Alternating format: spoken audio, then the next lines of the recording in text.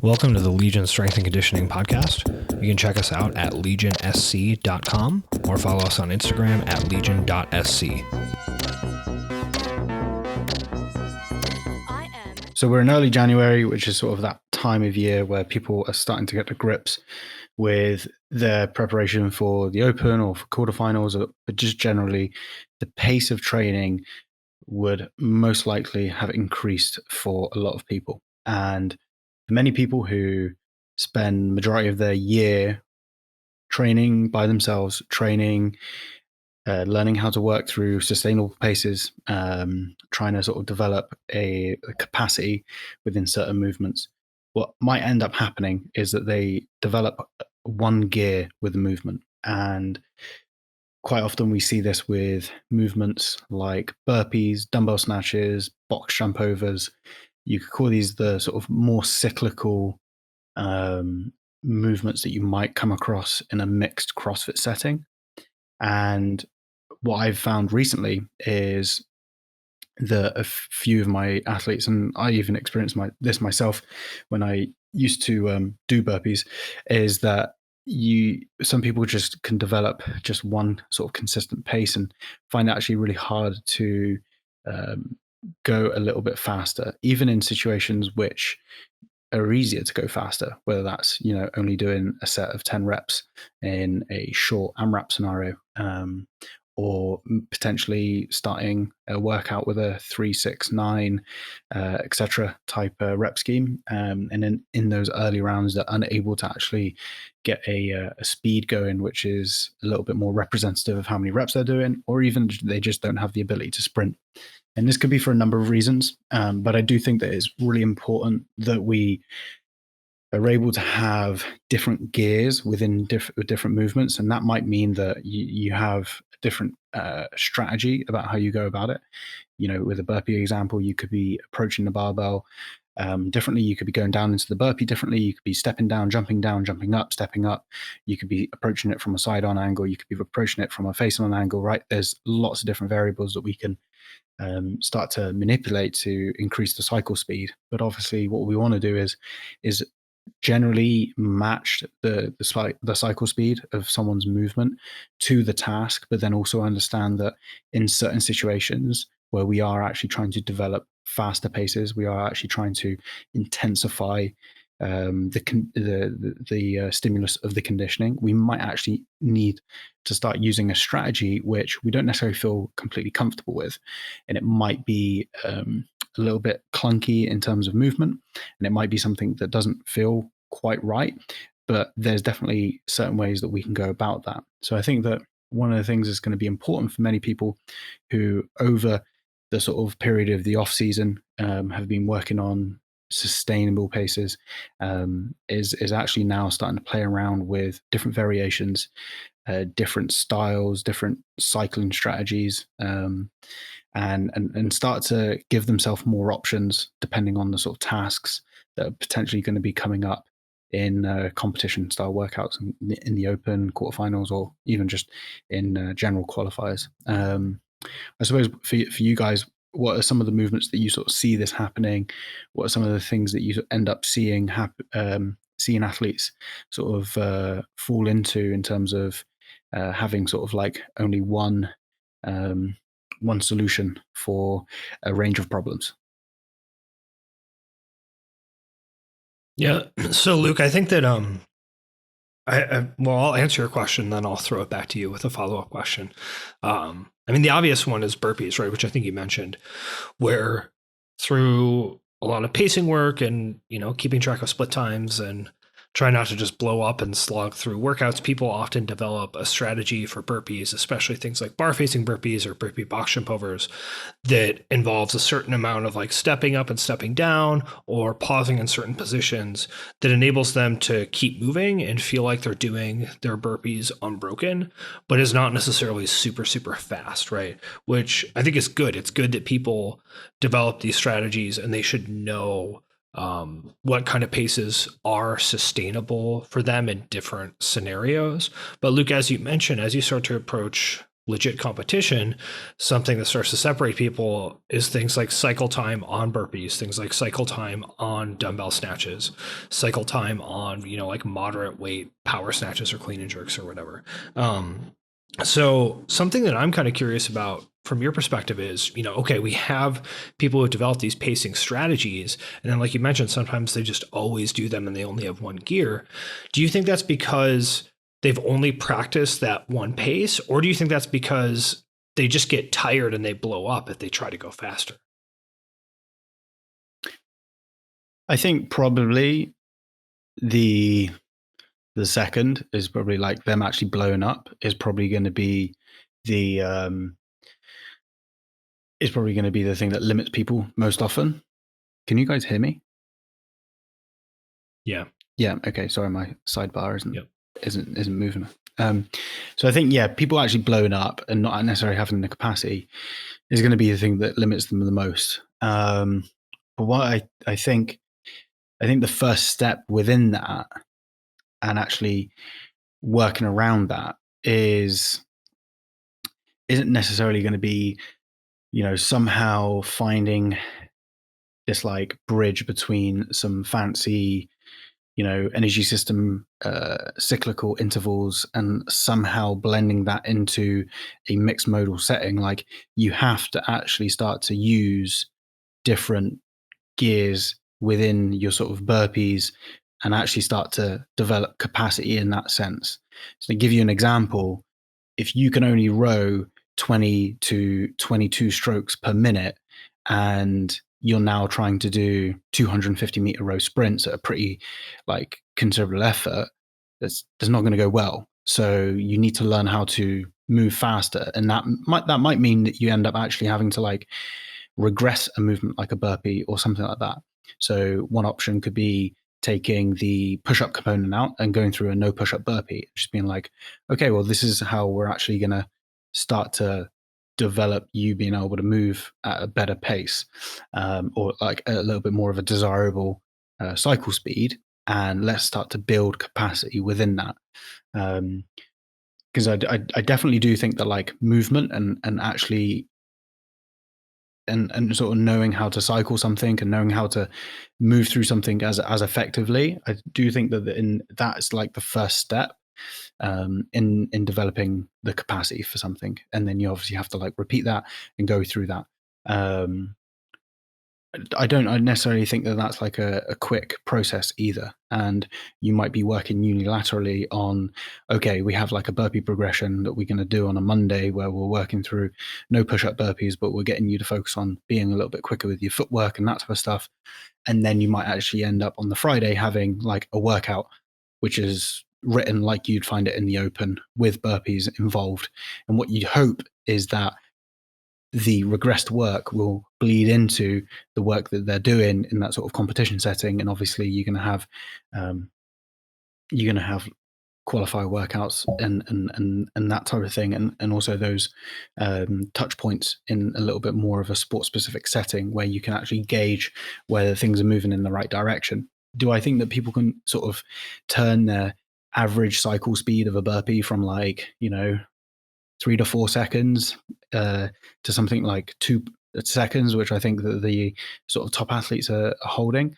Like, I don't think that there's a way that I don't think you should structure things in that way, which I know that some people do. I think that that's just like a little bit hyper analytical, but I do think that changing someone's movement strategy is probably going to be the first step in actually getting people to move at more desirable paces. But obviously you need to do that, and then you need to develop the capacity off the back end of that, whether you're trying to make someone move faster, whether you're trying to make someone move more consistently within sort of like a short period of time.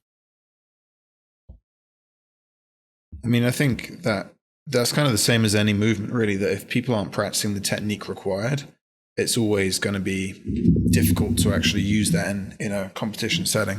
You take like some kind of escalating weight on snatches, and most people, if they start that workout in a lighter weight and they're doing power snatches, it's difficult to transition to a squat snatch partway through when the weight gets too heavy, right? And it's the same kind of thing on even like a burpee. If you're doing a technique that's pretty quick and efficient, but then you get tired and you have to slow it down. If you haven't practiced that other technique, it's very hard to then just transition to something new. And I think there is something to be said for doing pacing practice of running burpees on like a 4-second clock and having it beep every time you're supposed to do a rep, and understanding what a 4-second cycle time is like for a burpee and what a 5-second cycle time is like. And then the other end of that, where it's like a sprint, and it's like, okay, how quickly can you do these? And practicing those in different situations and different levels of fatigue, I think, is the only way for people to really be able to maximize in a workout and know, like, if I have to slow down, I can go to my 5-second burpee technique and I'm going to be great. And it, it doesn't have to be that specific, but yeah, I think people have to be practicing their variations for different scenarios. Yeah, John, I agree with that in the sense that, if you think about like a salt bike or rowing or whatever, I mean, running for track athletes, probably not for CrossFit athletes. Athletes have that internal mapping of like, okay, this is roughly what a 2 minute per 500 meter pace feels like. This is what a 150 per 500 meter pace feels like. And even if you covered up the monitor for a good athlete, they would probably be pretty close just based upon the technique, the stroke rate, the rate of perceived exertion. And ideally, folks have that for movements like burpees, like dumbbell snatches, whatever as well. So I think that just building that skill set through training and practice is important. But the thing that I think is challenging, which we started to talk about a little bit, is, we can stick with burpees since that's like a pretty salient example. Most people struggle with burpees, have this idea of like maybe they would like to go faster on them. In an ideal world, someone might be able to hold somewhere around 3 seconds per burpee in a lot of different scenarios, right? 20 per minute, which is fast. It's not sprinting, but that's like you're certainly moving. People will probably get about 15 a minute if they're going without stopping, but like not quickly. And they'll probably get about 20 per minute if they're moving like somewhat quickly, but not doing anything crazy, right? And so, yeah, if you can hold 20 burpees per minute in most situations, like you're doing pretty well. And people are aware of this and they would like to be able to do that, but then they become tired and they can't, right? That once you get tired enough, the feet start shuffling, that you start peeling yourself off the ground, and it's like, oh, that's a little slow, right? You can't just like hop up and jump right away. You kind of have to collect yourself and then go, and then you sort of thud to the ground and you're like, ugh, and then you step down and the process repeats itself. So I think it's not just a matter of having this internal clock of like, okay, this is what 5 seconds per rep feels like. This is what 3 seconds per rep feels like. It's like, how do you train someone to be able to access that 3 second per rep burpee pace, even after they've done however many thrusters and double unders, right? And I don't have an answer to that. There's some ideas, but it's hard. It's the hard part. Like, I think that if you do get someone, like if you're, for example, getting someone to jump down and jump up on their burpees and not take a step. So as soon as they bring their feet together, they're over the bar. Sort of going at that pace where someone would say sprint for, say, 10 to 20 reps with like a full recovery. That pace is probably not going to happen until the last 20 seconds of like a workout for most people. For people who are really fit, probably like the last, say, 40 seconds to a minute. But the actual, actually going through that is a way of developing capacity at a lower end, at a lower pace. So getting someone to move through that, like from a movement specific thing, you're probably not going to be getting like too much from it. But it's like, say, for example, someone who is a 400 meter runner, it doesn't mean that they just don't ever do, like 30 meter flying starts and that type of stuff. Like they use those other gears in their training in order to facilitate growth of various different capacities. It's not just about, right, this is the scenario that I'm going to come across in competition. So, hey, like most likely in the open, I'm going to be doing 60 to 100 of these in a workout. So I need to find a pace which I can like sustain for, that 3 second per 3 second per rep pace or something like that. Like you have to start to develop speeds that are slower, that are faster, and obviously spend a lot of time within the speed which is going to be your sort of like desired speed. And like within all of this, as we're talking about, like we're talking the difference of like say 5 second per rep to 2 seconds per rep. It's like it's not much, but there might be certain things that you're doing which just like allow you to move a bit smoother. You might have the ability to actually kick in at the end a little bit quicker. One of the things I was listening to on coaching podcast, they were talking about long distance runners doing a long run and then at the end of a workout like going to the track and just doing some like 50-meter sort of build-ups and just trying to sort of develop a little bit of I don't know how they termed it. It was something like more of just like a nervous system type stimulus to their training, right? And these are like long distance runners. These are people who are running in excess of 5K and beyond. So like what specificity and what does that translate over into their event? Probably not much, but it's going to be part of like the overall thing that they need to work on. And I suppose what you might be trying to do at a physiological level right now in someone's training is apart from obviously getting lots of touches on the sport, but you are trying to sort of stimulate like those I don't know like how to determine it, but like would you call it like nervous system style sort of I'd call it like jazzing up the nervous system, like getting people a bit moving a bit faster than they would actually ever go through in a workout, but like just getting used to moving fast and maybe even actually just like being confident with it. I think that might be something as well. Like if someone knows that they can actually move faster on something, I think that can actually have like a really positive effect. Like if so, I'll use like barbell cycling as an example, as say barbell cycling techniques and this type of thing. I've been fairly resistant in the past to like encourage people to like want to learn this type of stuff because I'm very much like I know my own sort of lenses a little bit more like get good at traditional weightlifting, get really fit, and sort of like those two things will come together and you'll be good. But I also know that like just someone learning a different way of cycling something can actually have like a good psychological effect, which motivates them and just builds their confidence in being able to do something if they were required to do so. So I suppose that's part of like building that, building more movement options for someone and giving them more strategies to go through something. I know I just rambled there. Well, something you touched on there, which I think is important, is that difference between training for competition and training for improvement. Talking about doing things in training that aren't necessarily going to be something you do in a competition, but are a tool to get you better the things that happen in competition. So burpee sprints, like how often in CrossFit are you truly going max effort pace on burpees? Maybe as the last set of a workout, but at that point you're already in a fatigue state. Like there's not many opportunities to truly do a max effort sprint on a burpee in CrossFit in a competition.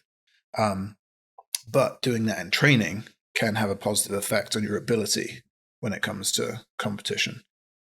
So I think it is important to get that kind of range of, we're doing this for training, we're doing this to make you better. This is not directly what you're expected to do in a competition. And I think that's an important distinction to have for people as well. Yeah, I agree with that. That there's all kinds of things that just increase the like skill set, the adaptability, the optionality with the movement, right? Like max effort and burpee sprints are certainly something like that. Something that I've done, which I don't know if this is actually helpful or not, right? Hard to say. But I know a lot of people probably have some ideas about like controlled paces on cyclical pieces, like mixed in with mixed stuff, where it's like, hey, what you're going to do, whatever, 3 rounds of 500-meter row, 10 power snatches, 135.95, and I want you to do that row at 150 per 500 meters approximately.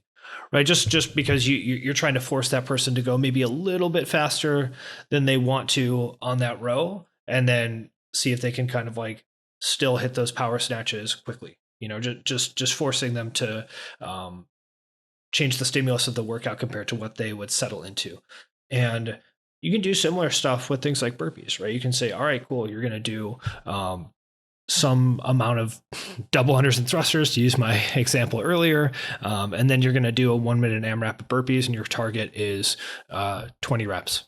Right. And then you could have rest after it. You treat it like an interval piece, or you could do that in sort of like a for time structure where it's like 3 rounds of, I don't know, 15 thrusters, 50 double unders, then that 1 minute AMRAP of burpees where your target is 20%. And then I think that just forces people to try to hit that pace in something that resembles more of a competitive workout style environment, which ideally that does translate a little bit, right? Because again, the goal is to get these faster paces to be accessible in workouts, which is hard, right? Because people are tired. So how do you sort of bridge that gap? And again, this is something that's challenging, but that's something that I've played with that might actually be helpful. Have you guys tried anything like that? Yeah, I think I've probably I've leaned into that a little bit more.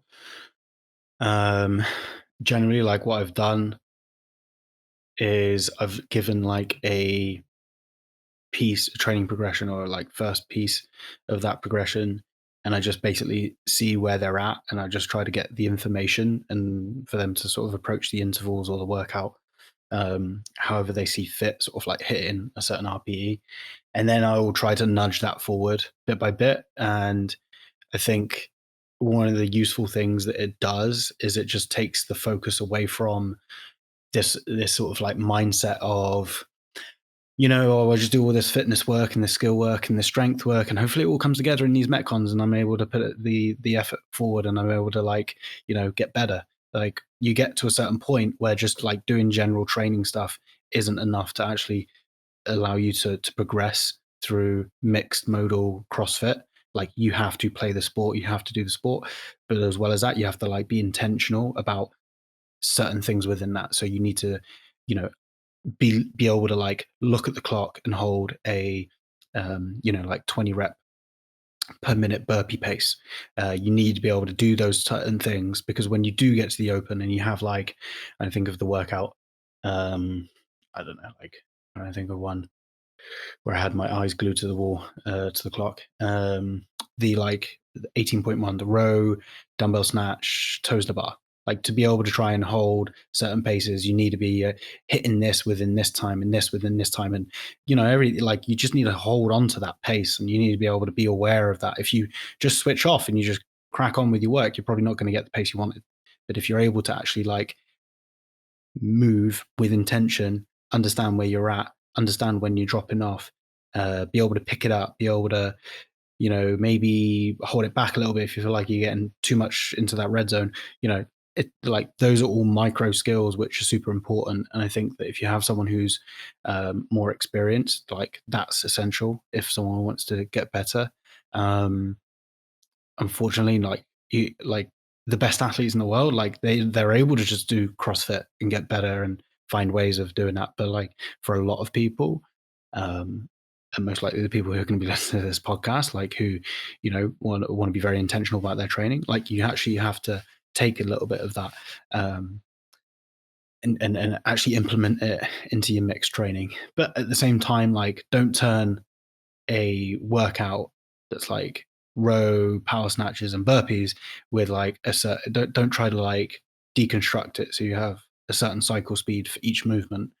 Most likely just pick the one thing that might create the environment you want. Like a cyclical is always a good option because it sort of sets up the workout and it puts you in a bit of like the sort of zone that you want to be in.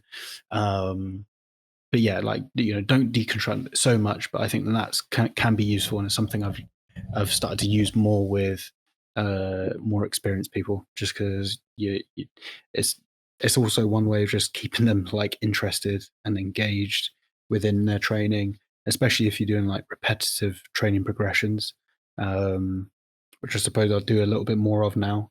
And it just makes it a little bit easier for them just to stay engaged.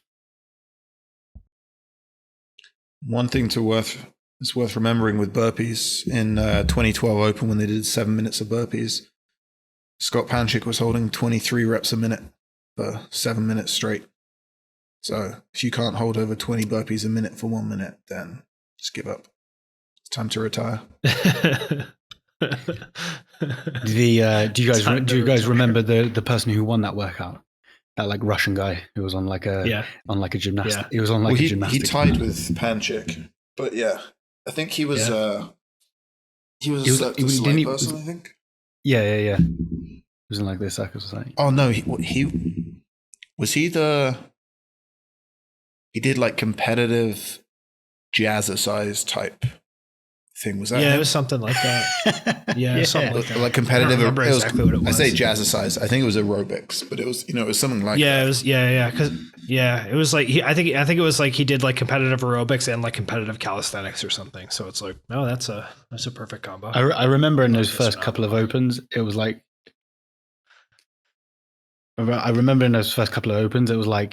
people from outside of CrossFit were like, there was one guy, I think he may have been like some Eastern European judo athlete or something like that, but he like did really well in 2011 on that deadlift, box jump, push-up workout or something like that. And I think that like, obviously, I don't know, standards were all over the place, but it was funny. People just trying to, I suppose that's what they wanted. Yeah, I think I think after that one, they're like, okay, we can't program push-ups anymore. Yeah. That's not going to work. That's not going to work at all, but that's okay. Okay, cool. Yeah. I mean, to sum up what we talked about, I think that being aware of cycle time is really important. Lots of CrossFit athletes, particularly, analytical CrossFit athletes following individualized programs or coaches working with those athletes, learn to pace, which is great. But folks can sort of settle into this like constant same cycle time on this movement, no matter the scenario. And that's actually good at some level, that a lot of CrossFit athletes sort of turn into that constant 80 to 85%er, which is roughly what you want.